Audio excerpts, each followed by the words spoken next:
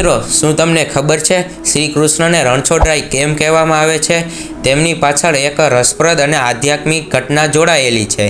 તે પહેલાં અમારી ચેનલમાં નવા આવ્યા હોય તો ચેનલને લાઈક કરી દેજો અને સબસ્ક્રાઈબ કરી દેજો. શ્રી કૃષ્ણએ કંસનો વધ કર્યા પછી મથુરામાં શ્રી કૃષ્ણ અને બલરામજી યદુવંશનું રક્ષણ કરતા હતા. તે સમયે મગધનો શક્તિશાળી રાજા જરાસંઘ ખૂબ ગુસ્સે હતો. જરાસંઘે અનેક વખત મથુરા પર હુમલો કર્યો હતો. એમ કહેવાય છે કે જરાસંઘે 17 વખત મથુરા પર હુમલો કર્યો હતો અને 17 વખત શ્રી કૃષ્ણએ તેમને હરાવ્યા હતા. શ્રી કૃષ્ણને સમજાઈ ગયું હતું કે આ યુદ્ધ ક્યારેય ખતમ થવાનું હતું નહીં અને સૌથી વધારે નુકસાન નિર્દોષ નાગરિકોને થવાનું હતું અને એવું શ્રી કૃષ્ણને ખબર પડી ગઈ હતી.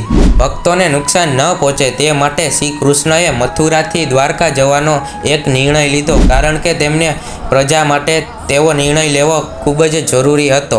આ કારણથી શ્રી કૃષ્ણ રણભૂમિ છોડીને વયા ગયા હતા, તેથી તેમને રણછોડરાય કહેવામાં આવે છે. મિત્રો, આ વિડીયો તમને કેવો લાગ્યો અને સારો લાગ્યો હોય તો ચેનલને લાઈક કરી દેજો, સબસ્ક્રાઈબ કરી દેજો અને કોમેન્ટમાં જય શ્રી કૃષ્ણ લખવાનું ન ભૂલતા.